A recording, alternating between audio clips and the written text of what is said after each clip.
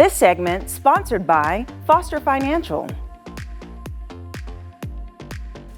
It's time for another edition of Money Monday with Foster Financial. And today joining me, of course, is Caleb Doane, who is the Vice President, to give us some really good information about what to do with end-of-year planning. Hey there, Caleb. Hey. Good to see you. Yeah, good to see you as well.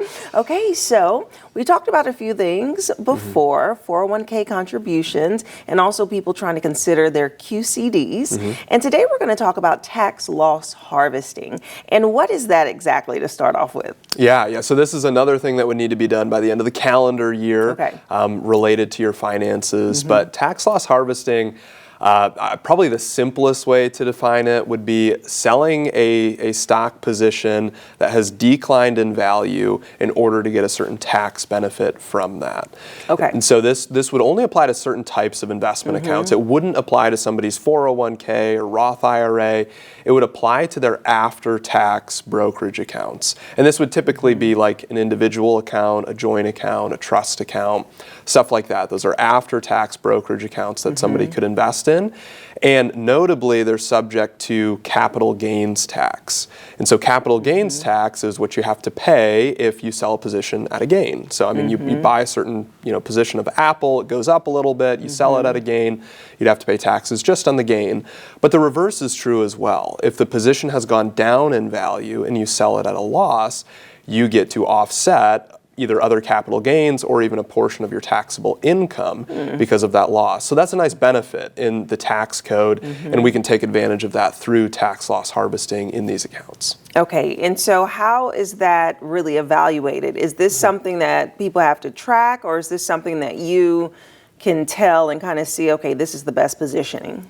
Yeah, most folks who are maybe managing their own finances or have opened up their own brokerage account, they're probably not doing this in their accounts. It's maybe a little bit more of an in-depth strategy, and so we'll do this for our clients in these types of accounts. We can look at every position that we've purchased in that account, see if any of them have like unrealized losses on the position, and then we could sell out of one position to take that unrealized loss, turn it into a realized loss, and then you can offset that on your taxes at the end of the year.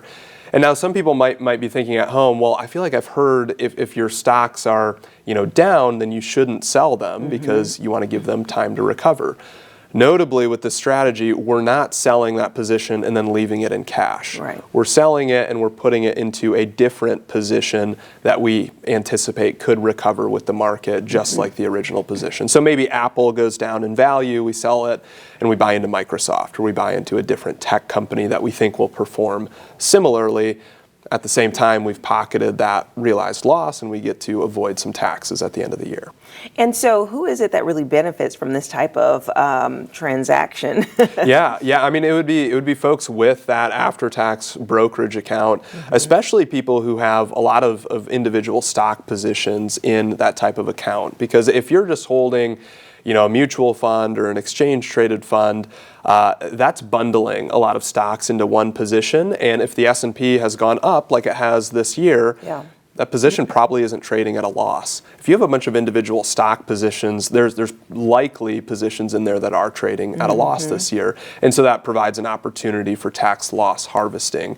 We can do this on a really broad scale across accounts kind of simultaneously. And so we have the ability to, if somebody says they want to track the S&P 500 index, let's say, instead of owning a mutual fund that has all of those bundled together, we can purchase a bunch of individual stock positions that will still track the S&P 500 and give you an opportunity for tax loss harvesting. Interesting. Is there a max of an amount that people can actually utilize the tax loss harvesting? I mean, can they really recover that much in their accounts? That's a great question. So you can offset as many capital gains against capital losses as you want. But then if you've kind of used up all the capital gains, you've already offset all the capital gains, you can then deduct up to $3,000 from your ordinary income at the end of the year as well, which is a really good advantage. Somebody could be in the 22% tax bracket, and then we get to offset $3,000 of taxable income for them just from realized losses in their brokerage account. So it can be a nice little tax savings that they get Okay. every single year. And then any unused amount can be carried forward to future years as well. So we keep track of that stuff for our clients. We say, hey, there's this carry forward loss that we know in future years. We can